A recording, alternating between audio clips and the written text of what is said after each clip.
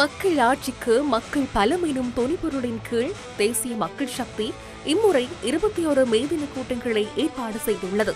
ஜனாதிபதி கலந்து கொண்ட மேதின கூட்டங்களின் முதலாவது கூட்டம் நுவரெலியாவில் நடைபெற்றது. மேதின பேரணி நுவரெலியா வைத்தியசாலைக்கு அருகாமையில் ஆரம்பமானது. பின்னர் மக்கள் நுவரெலியா சினிசிட்டா மைதானத்தை சென்றடைந்தனர். அதனைத் தொடர்ந்து ஜனாதிபதி அனுரகுமார திசாநாயக்க மேதின கூட்டத்தில் கலந்து கொண்டார்.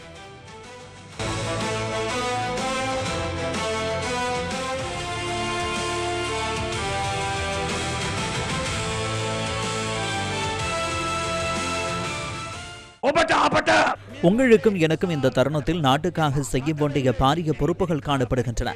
எதிர்வரும் காலப்பகுதியில் நாட்டுக்காக நாம் அனைவரும் ஒன்றிணைந்து செயற்படுவோம் என நான் கேட்டுக்கொள்கின்றேன். தோற்றுப்போன நீலமும் பச்சையும் மூச்சு திணறுகின்றன. ஊழல்வாதிகள் அச்சத்தினால் பித்து பிடித்து ஆடுகின்றனர். நாட்டிற்கு நல்வாழ்வை கொண்டு வரும் பாதை இப்போது திறக்கப்பட்டுள்ளது. இந்த மக்கள் அரசாங்கம் உங்களை சமமாக பாதுகாக்கும். நாட்டில் உருவான மிகவும் வலுவான மற்றும் மக்களின் நம்பிக்கையை வென்ற ஒரே அரசாங்கம் தேசிய மக்கள் சக்தி அரசாங்கம் என இங்கு உரையாற்றிய ஜனாதிபதி அனுரகுமார திசாநாயக்க தெரிவித்தார்.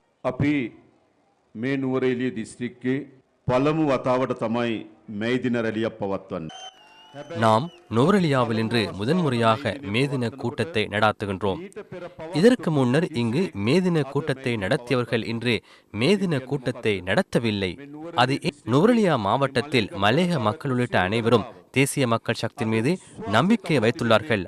அதுவே இதிலிருந்து தெரிகின்றது. இந்த அரசாங்கத்தை உருவாக்கியவர்கள், இந்த அரசாங்கத்தை பாதுகாக்கின்றவர்கள், அரசாங்கத்துக்கு வெற்றியை கொண்டு வருவோர் இந்த நாட்டு மக்களே. லட்சக்கணக்கான மலையக மக்கள் இந்த அரசாங்கத்தை நம்புகின்றார்கள். நாம் வடக்குக்கு சென்றாலும் அங்குள்ள மக்களும் இந்த அரசாங்கத்தை நம்புகின்றார்கள்.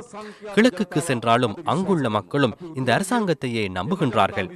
தெற்கிலும் இந்த அரசாங்கத்தையே ஆதரிக்கின்றனர். அப்படி என்றால் என்ன? முதன்முறையாக மக்களின் அரசாங்கம் உருவாக்கப்பட்டிருக்கின்றது. நினைவில் வைத்துக் கொள்ளுங்கள், இலங்கையில் உருவான மிகவும் வலுவான மற்றும் அதிக மக்களின் நம்பிக்கை பெற்ற அரசாங்கம் இது. நாம் 2 வகையான முடிவுகளை எடுத்தோம். ஒன்று மக்களுக்கான முடிவுகள், இரண்டாவது ஆட்சியாளர்களின் வரப்பிரசாதங்களை குறைக்கும் முடிவுகள். அப்படியாயின் இந்த அரசாங்கம் எது? இது உழைக்கும் மக்களினால் கட்டியெழுப்பட்ட உழைக்கும் மக்களின் அரசாங்கமாகும். இலங்கையின் முதன்முறையாக உழைக்கும் மக்களை முன்னிலைப்படுத்தி அவர்களுக்காக ஒரு அரசாங்கம் உருவாக்கப்பட்டுள்ளது. மலையக மக்களின் சம்பளத்தை உயர்த்துவதற்கான தீர்மானத்தை நாம் எடுத்தோம். ஏன்? நாம் அந்த மக்களோடு இருக்கின்றோம். டித்வா சூறாவளி வந்தது.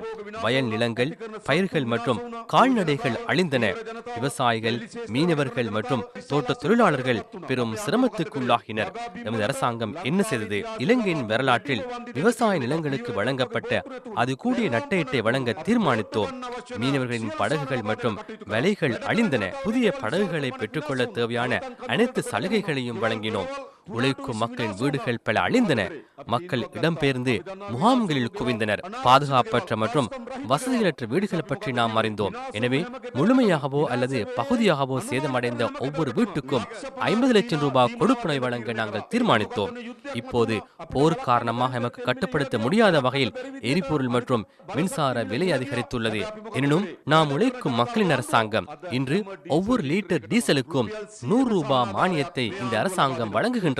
அது மட்டுமல்ல, உரத்தின் விலை அதிகரித்த போது விவசாயிகளுக்கு மேலதிகமாக 10,000 ரூபாய் உரமானியம் வழங்க தீர்மானித்தோம். ஒவ்வொரு அனர்த்தங்களின் போதும் மக்களை பாதுகாக்க நாம் முன்வந்தோம். இந்த அரசாங்கத்தை பாதுகாப்பது இந்த நாட்டு மக்களே.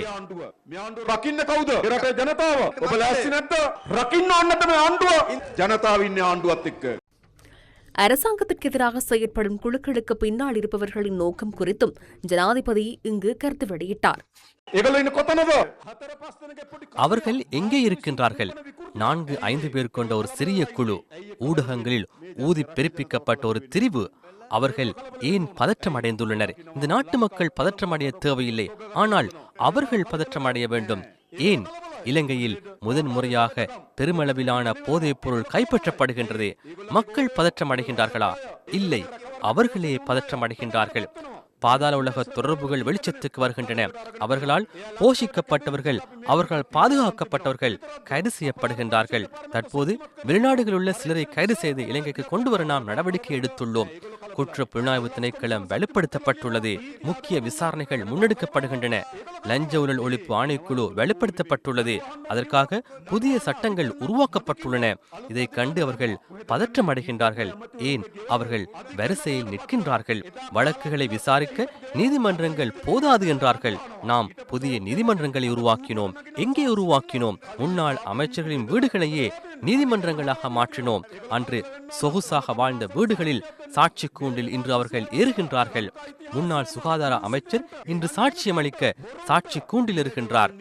அவர்கள் பதற்றமடையத்தான் வேண்டும். உங்களுக்கு நான் ஒரு உறுதிமொழியை வழங்குகின்றேன். இந்த 2026ஆம் ஆண்டானது இலங்கை வரலாற்றில் ஊழல்வாதிகள், மோசடிக்காரர்கள் மற்றும் திருடர்களுக்கு சிறை தண்டனை விதிக்கப்பட்ட ஆண்டாக மாறும். இந்த மே மாதத்தில் மாத்திரம் 10 பேரின் வழக்குகள் நீதிமன்றத்தில் உள்ளன. குற்றவாளிகள், மோசடிக்காரர்கள் மற்றும் போதைப் பொருள் கடத்தல்காரர்கள் வேகமாக சிறைக்கு செல்கின்றார்கள். இதற்காகவே நீங்கள் எமக்கு மக்கள் ஆணையை வழங்கினீர்கள். இந்த மக்கள் ஆணைக்கு இணங்கவே நாம் செயற்படுகின்றோம். அவர்கள் முன்னாள் ஜனாதிபதியாக இருக்கலாம், பிரதமராக இருக்கலாம், ஜனாதிபதியின் மனைவியாக இருக்கலாம், தந்தையாக, மருமகனாக அல்லது மைத்துனராக இருக்கலாம். அது பற்றி நாங்கள் பார்ப்பதில்லை.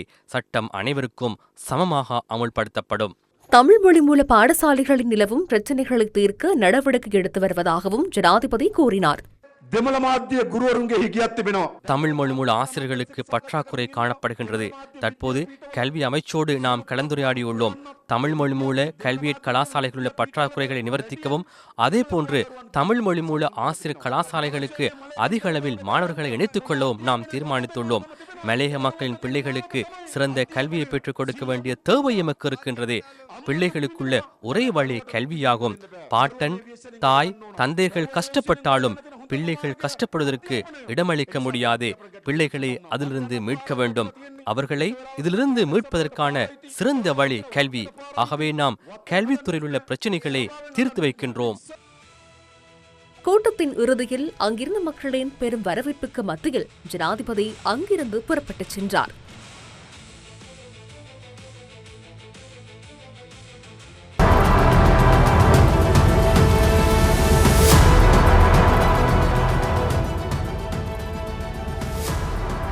உங்கள் அனைவருக்கும் தெரியும், இந்த நாட்டின் மக்கள் ஆட்சியை குறை கூறிக் கொண்டிருக்கும் அநேகமான எதிர்க்கட்சியினரால் ஒன்றிணைந்து கூட ஒரு மே தினத்தை, தொழிலாளர் தினத்தை நடத்த முடியாமல் இருக்கும் இவ்வேளையில் தேசிய மக்கள் சக்தியான நாங்கள் இலங்கை வரலாற்றில் முதலாக 21 மே தின கூட்டங்களை நடத்தி கொண்டிருக்கின்றோம்.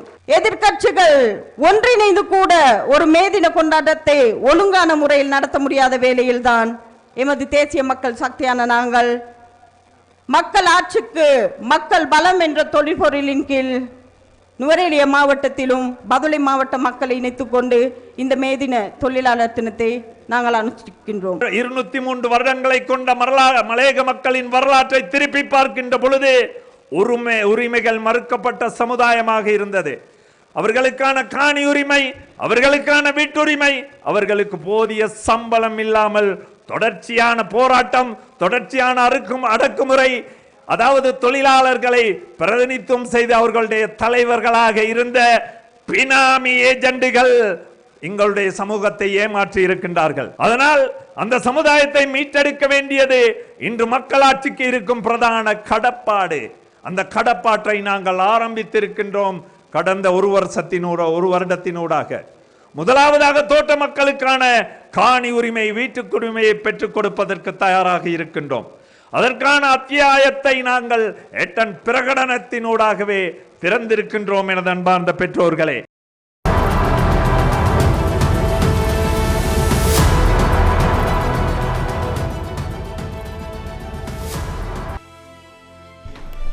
இதேவேளை தேசிய மக்கள் சக்தியின் கொழும்பு மேதின கூட்டம் மகரகம நகரை மையப்படுத்தி இன்று பிற்பகல் நடைபெற்றது. மக்கள் ஆட்சிக்கு மக்கள் பலம் எனும் துணைப்பொருளின் கீழ் மேதின பேரணி தெல்கந்த சந்தை மைதானத்தில் ஆரம்பமானது. மக்கள் பேரணியாக மகரகம நகரை சென்றடைந்தனர்.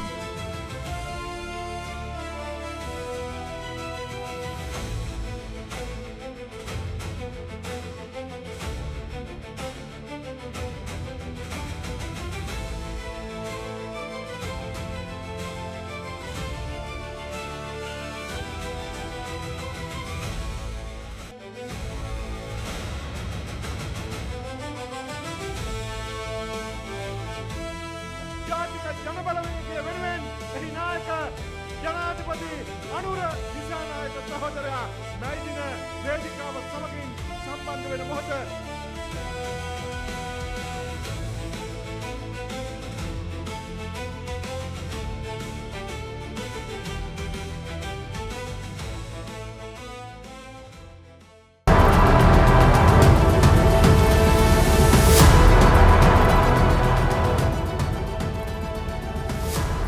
ඔබට කියන්න කැමති 2025 අවසර කියලා කියන්නේ 2025ஆம் ஆண்டானது இலங்கையின் அனைத்து பொருளாதார தரவுகளின்படியும் மிகவும் சிறந்த மற்றும் சாதகமான பெறுபேறுகளை பெற்ற ஒரு ஆண்டாகும். அனைத்து துறைகளிலும் சிறந்த தரவுகள் பதிவாகியுள்ளன. பொருளாதார நெருக்கடி காலத்தில் அரசாங்கத்தின் வருமானம் 8% வீழ்ச்சியடைந்தது. திரைசேரியில் பணம் இல்லாமல் போனது. மத்திய வங்கியில் இருந்த தங்க கையிருப்பு விற்பனை செய்யப்பட்டது. பணம் இல்லாமையினால் பியகம நாணயத்தாள் அச்சகத்தில் 5000 ரூபாய் தாள்கள் அச்சிடப்பட்டு விநியோகிக்கப்பட்டன. அந்த 5000 ரூபாய் தாள்கள் சந்தைக்கு வரத் தொடங்கின. பொருட்கள் உற்பத்தி செய்யப்படவில்லை. ஆனால் சந்தைக்குள் பணம் அதிக அளவில் புழக்கத்துக்கு வந்தது. இதனால் பணவீக்கம் அதிகரித்தது. பணவீக்கம் 72% வரை உயர்ந்தது. வங்கி வட்டி வீதம் 33% வரை சென்றது. ஒரு பொருளாதாரம் வீழ்ச்சி அடையும் பொழுது அது முழு பொருளாதார கட்டமைப்பையும் சமூக வாழ்க்கையும் முழுமையாக பேரழிவுக்கு கொண்டு செல்கின்றது. நாம் பொறுப்பேற்ற அரசாங்கத்தின் மூலம் பொருளாதாரத்தை முன்னோக்கி கொண்டு செல்கின்றோம். அண்மைய வரலாற்றில் பல தசாப்தங்களுக்கு பிறகு அரசாங்கத்தின் திரைசேரிக்கு அதிகப்படியாக பணம் வந்த ஆண்டாக 2025ஆம் ஆண்டு பதிவாகியுள்ளது. தேசிய வருமானம் மொத்த தேசிய உற்பத்தியில் 16.7% எட்டியுள்ளது.